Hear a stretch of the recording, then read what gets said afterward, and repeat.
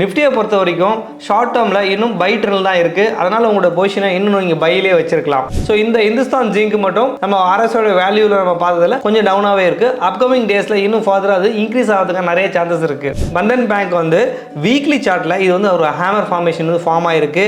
So இந்த இடத்துல வந்து பார்த்தீங்கன்னா இதனுடைய ஹேமரோட ஹை பாயிண்டான 203க்கு மேலே இது இன்க்ரீஸ் ஆச்சு அப்படின்னா ஃபர்தராக இது இங்கேருந்து பையிங் வரதுக்கான நிறைய சான்சஸ் இருக்குது. அதாவது ஒரு ஹேமரை நம்ம எப்படி தலைகீழாக திருப்பி வச்சா எப்படி இருக்குமோ அதுதான் அது ஷூட்டிங் ஸ்டார் அப்படின்னு நம்ம சொல்கிறோம். இதோட ரியாக்ஷன் பார்த்தீங்கன்னாக்கா செல்லிங் வரதுக்கான வாய்ப்புகள் இருக்குது. ஸோ எந்த ஒரு இடத்துலையும் இந்த மாதிரி ஷூட்டிங் ஸ்டார் போல் ஒரு கேண்டில் ஃபார்ம் ஆகிடுச்சு அப்படின்னா நெக்ஸ்ட்டு வந்து செல்லிங் வரதுக்கான நிறைய சான்சஸ் இருக்குது. வேதாந்தா நமக்கு வந்து இந்த இயர் ஏப்ரலில் வந்து அரௌண்ட் 280 ருபீஸில் நமக்கு வந்து 200 days moving average buying confirmation கொடுத்துருக்கு. இப்போ கரண்ட்டாக வந்து 465 ட்ரேட் ஆகிட்டு இருக்கு.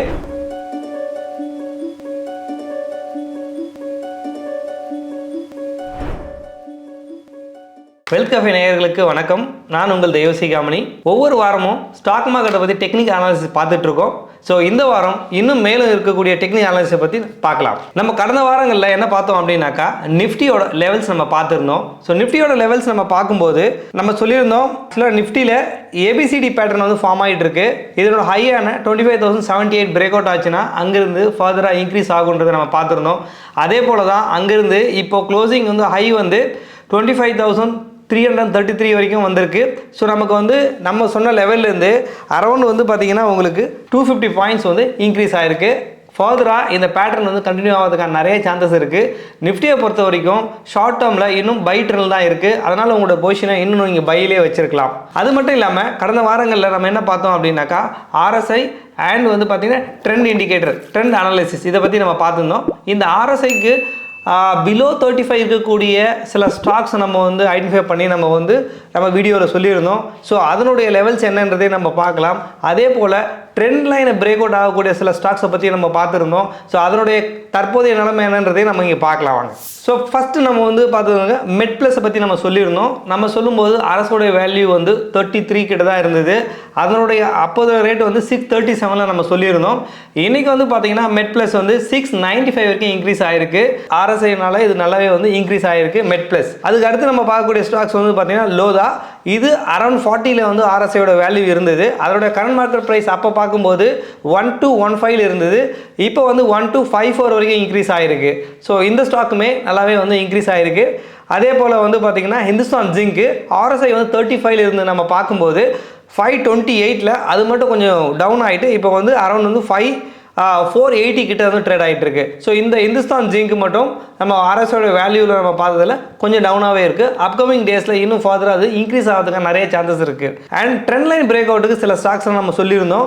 ஃபர்ஸ்ட் வந்து நம்ம பார்த்து ஆர்டி ட்ரக்ஸ். ஸோ 570ல் அதோட ட்ரெண்ட் லைனை வந்து பிரேக் அவுட் ஆகியிருந்தது. அந்த லெவலில் தான் நம்ம வந்து இங்கும் ஃபர்தராக இன்க்ரீஸ் ஆகும்னு நம்ம சொல்லியிருந்தோம்.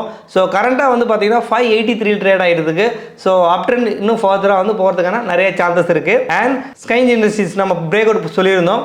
1983ல் நம்ம வந்து சொல்லியிருந்தோம். இப்போ வந்து அதே லெவலில் தான் மெயின்டைன் ஆகுது. 1985ல் வந்து ட்ரேட் ஆகுது. அண்ட் அலோக் இண்டஸ்ட்ரீஸ் அதனுடைய ட்ரெண்ட் லைன் பிரேக் அவுட் வந்து 27.80ல் சொல்லியிருந்தோம். இப்போ வந்து 26.70ல் ஒரு 1 ரூபி வந்து கம்மியாக ட்ரேட் ஆகிட்டு இருக்கு. ஸோ மெஜாரிட்டி ஸ்டாக்ஸ் வந்து நம்ம 6 ஸ்டாக்ஸ் நம்ம சொல்லியிருந்தோம். அதில் வந்து 4 ஸ்டாக்ஸ் அப் ட்ரெண்டில் தான் இன்னும் மூவ் ஆகிருக்கு நல்லாவே. 2 ஸ்டாக்ஸ் மட்டும் தான் வந்து டவுன் ட்ரெண்டில் இன்னும் டவுன் ட்ரெண்டில் இருக்குது. ஸோ இது வந்து டெலிவரி கால் அப்படின்றதுனால இது பொசிஷனால் நம்ம எடுக்கிறதுனால ஷார்ட் டேர்ம் டெலிவரி எடுக்கிறதுனால இதை வந்து நம்ம வந்து இதை ஹோல்ட் பண்ணலாம். இன்னும் அப்கமிங் டேஸில் இது இன்க்ரீஸ் ஆகிறதுக்கான நிறைய சான்சஸ் இருக்குது. இதுதான் நம்ம லாஸ்ட் வீக் பார்த்ததோடைய கரண்ட் ஸ்டேட்டஸ் வந்து இதுதான்.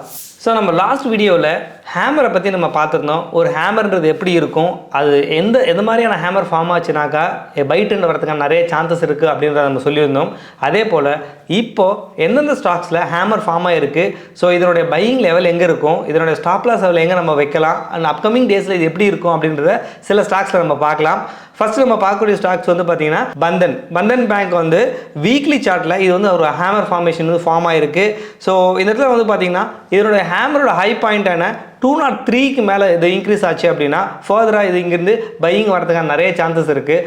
அது அப்படி நீங்கள் பை போகிறீங்க அப்படின்னா நான் ஏற்கனவே சொல்லியிருந்த போல் இதனோட ஸ்டாப் லாஸ் இந்த ஹேமரோட லோ பாயிண்ட்டை நம்ம ஸ்டாப் லாஸாக வைக்கலாம். இந்த ஹேமரோட லோ பாயிண்ட் 192 ஸ்டாப் லாஸாக வச்சு ஃபர்தராக இங்கேருந்து அப்கமிங் டேஸில் பையிங் வரதுக்கான வாய்ப்புகள் இருக்குது. நம்ம இதில் வந்து டெலிவரிக்கு ஷார்ட் டேர்ம் டெலிவரிக்கு நம்ம இந்த ஹேமரை வச்சு பை போகலாம் பந்தன் பேங்க். ஸோ அடுத்து நம்ம பார்க்கக்கூடிய ஸ்டாக்ஸ் வந்து ஏசிசியுமே வந்து பார்த்தீங்கன்னாக்கா டிமாண்ட் ஜோனில் ஒரு ஹேமர் வந்து ஃபார்ம் ஆகிருக்கு, ரெட் கலர் ஹேமர் ஃபார்ம் ஆகிருக்கு. இதோட ஹை பாயிண்டான 2358க்கு மேலே இந்த ஸ்டாக் மூவ் ஆகும்போது நம்ம பை ட்ரெண்ட் எடுக்கலாம், பையும் போகலாம். ஸோ அப்படி நீங்கள் பை போகிறீங்க அப்படின்னாக்கா இதனுடைய ஸ்டாப் லாஸ் ஆஃப் இதனுடைய லோ வந்து ஸ்டாப் லாஸாக வச்சுக்கலாம். 2288 நம்ம ஸ்டாப் லாஸாக வச்சு இதனுடைய ஒரு ஷார்ட் டேர்ம் டெலிவரிக்கு நம்ம பை போகலாம். ஸோ இந்த ரெண்டு ஸ்டாக்கை வந்து அப்கமிங் டேஸில் வந்து பை ட்ரெண்ட் வரதுக்கான நிறைய சான்சஸ் இருக்குது. ஸோ நீங்கள் பை போகிறீங்க அப்படின்னாக்கா சிட்டா ஸ்டாப் லாஸை மெயின்டைன் பண்ணி பை போகலாம். இது வந்து பார்த்தீங்கன்னா உங்களோட அனாலிசிஸ் பர்பஸ்க்காக தான், இது எங்களோட ரெக்கமெண்டேஷன்ஸ் இல்லை. இப்போ நம்ம என்ன அனாலிசிஸ் பார்க்க போகிறோம் அப்படின்னாக்கா நம்ம ஏற்கனவே ஹேமர், அதுக்கு முன்னாடி வந்து பார்த்தீங்கன்னா சப்போர்ட் அண்ட் ரெசிஸ்டன்ஸை பற்றி பார்த்தோம், and trend line break out, இது எல்லாத்தையுமே நம்ம பார்த்துட்டு இருக்கோம். இப்போ நம்ம புதுசாக என்ன நம்ம லேர்ன் பண்ண போகிறோம் அப்படின்னா ஷூட்டிங் ஸ்டார் அப்படின்ற ஒரு இன்வெர்டட் ஹேமர் கேண்டில் தான் நம்ம பார்க்க போகிறோம். ஏற்கனவே நம்ம பார்த்தது ஹேமர் வந்து பையிங்கான ஒரு இண்டிகேட்டர் அப்படின்னு நம்ம பார்த்துருந்தோம். இப்போ நம்ம பார்க்கக்கூடியது ஷூட்டிங் ஸ்டார் அப்படின்னு கூடிய ஹேமரோட ரிவர்ஸ். அதாவது ஒரு ஹேமரை நம்ம எப்படி தலைகீழாக திருப்பி வச்சா எப்படி இருக்குமோ அதுதான் அது ஷூட்டிங் ஸ்டார் அப்படின்னு நம்ம சொல்கிறோம். இதோட ரியாக்ஷன் பார்த்தீங்கன்னாக்கா செல்லிங் வரதுக்கான வாய்ப்புகள் இருக்குது.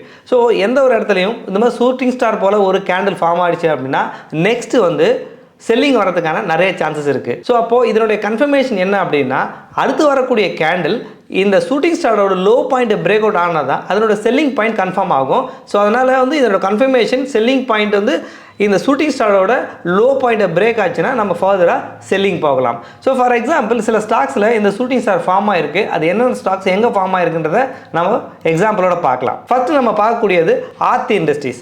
ஆர்த்தி இண்டஸ்ட்ரியில் உங்களுக்கு வந்து மே மந்த் வந்து ஒரு shooting star green colour shooting star form ஆயிருக்கு. நெக்ஸ்ட் டே அதோட லோ பாயிண்ட்டை பிரேக் அவுட் ஆகிட்டு ஃபர்தர் பெரிய செல்லிங் வந்திருக்கு.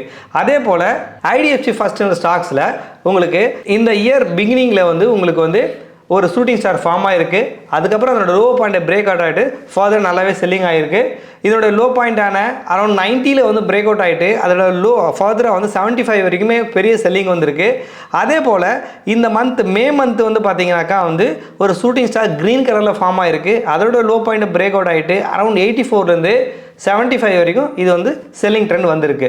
ஸோ இந்த ஷூட்டிங் ஸ்டார் வந்தாலுமே அடுத்து வரக்கூடிய டேஸில் அந்த லோ பாயிண்ட்டை பிரேக் ஆச்சுன்னா ஃபர்தராக செல்லிங் வரதுக்கான வாய்ப்புகள் இருக்குது.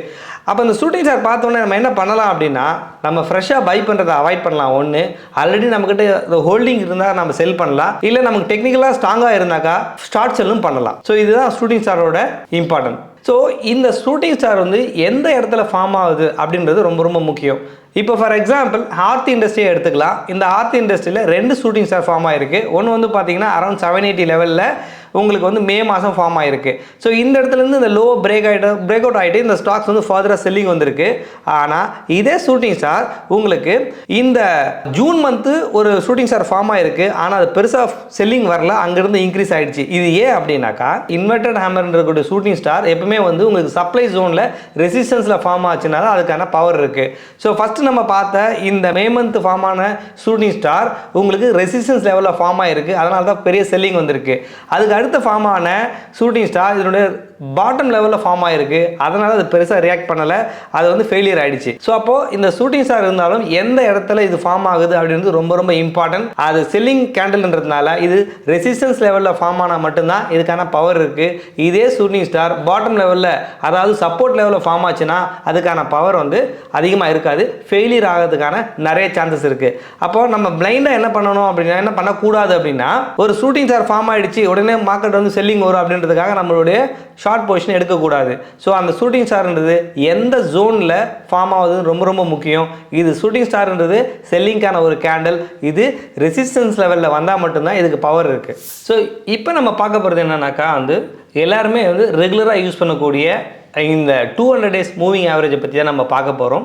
ஆக்சுவலாக 200 டேஸ் மூவிங் ஆவரேஜ் அப்படின்றது என்னன்னாக்கா ஒரு 200 டேஸோட ஒரு ஆவரேஜ் ப்ரைஸ் தான் வந்து இந்த 200 டேஸ் மூவிங் ஆவரேஜ். இது ரொம்ப ஈஸியாக நமக்கு வந்து ஐடென்டிஃபை பண்ண முடியும். அதாவது நம்மளோட கிராஃபில் இந்த லைனை நம்ம ஆட் பண்ணோம் அப்படின்னாக்கா இந்த லைனுக்கு மேலே 200 டேஸ் மூவிங் ஆவரேஜ் இந்த லைனுக்கு மேலே மார்க்கெட் மூவ் ஆகிடுச்சு அப்படின்னாக்கா வந்து அப் ட்ரெண்ட் போக போகுதுன்னு அர்த்தம். அதே போல் இந்த லைனுக்கு கீழே மார்க்கெட்டை வந்து ட்ராவல் ஆகும்போது டவுன் ட்ரெண்ட் வரப்போகுதுன்னு அர்த்தம்.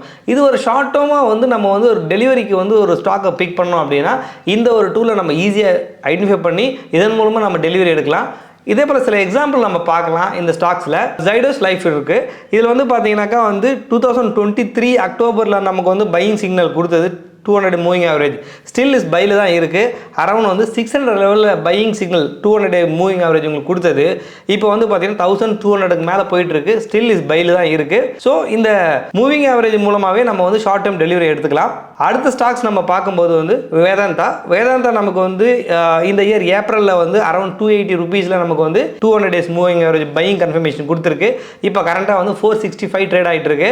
ஸோ ஸ்டில் இஸ் பையில் தான் இருக்குது. ஸோ ஒரு ஷார்ட் டேர்ம் டெலிவரிக்கு ஒரு ஸ்விங் ட்ரேட் நம்ம எடுக்கணும் அப்படின்னாக்கா நம்ம இந்த 200 டேஸ் மூவிங் ஆவரேஜ் மட்டுமே வச்சு கூட நம்மளுடைய பொசிஷனை தாராளமாக எடுக்கலாம். ஸோ இது செல்லிங்கில் எப்படி இருக்குன்றத ஒரு சில ஸ்டாக்ஸில் நம்ம பார்த்துலாம். இப்போ SBI கார்ட்ஸ், அதாவது வந்து இந்த 200 டேஸ் மூவிங் ஆவரேஜ் கேண்டலுக்கு மேலே அந்த மார்க்கெட்டுக்கு மேலே ட்ராவல் ஆச்சு அப்படின்னாக்கா ஃபர்தராக செல்லிங் வரப்போகுதுன்னு அர்த்தம். இந்த ஸ்டாக்கை பொறுத்த வரைக்கும், இந்த மூவிங் ஆவரேஜை பொறுத்த வரைக்கும். இப்போ இந்த SBI கார்ட்ஸில் வந்து பார்த்தீங்கன்னா அரௌண்ட் 860 இது வந்து செல்லிங் கொடுத்துருக்கு. இப்போ வந்து பார்த்தீங்கன்னா 735 ட்ரேட் ஆகிட்டு இருக்கு. ஸ்டில் இது வந்து பார்த்தீங்கன்னா செல் மோடு தான் இருக்குது. அதே போல் இன்னொரு ஸ்டாக்ஸ் நம்ம பார்க்கலாம். டால்மியா பாரத்னு சொல்லிட்டு இது வந்து 2100 லெவலில் வந்து உங்களுக்கு வந்து செல்லிங் சிக்னல் கொடுத்தது. இப்போ வந்து பார்த்தீங்கன்னா 1900 ட்ரேட் ஆகுது. 1700 வரைக்கும் செல் போயிட்டு இப்போ லைட்டாக இன்க்ரீஸ் ஆகிருக்கு.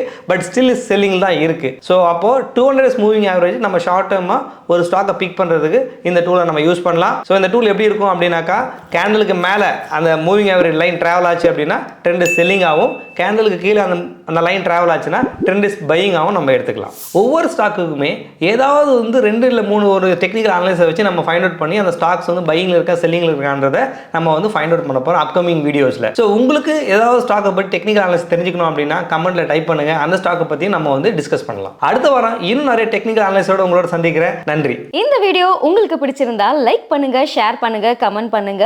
மறக்காம வெல்த் கஃபே தமிழ் சேனலை சப்ஸ்கிரைப் பண்ணிட்டு பெல் பட்டனை கிளிக் பண்ணுங்க.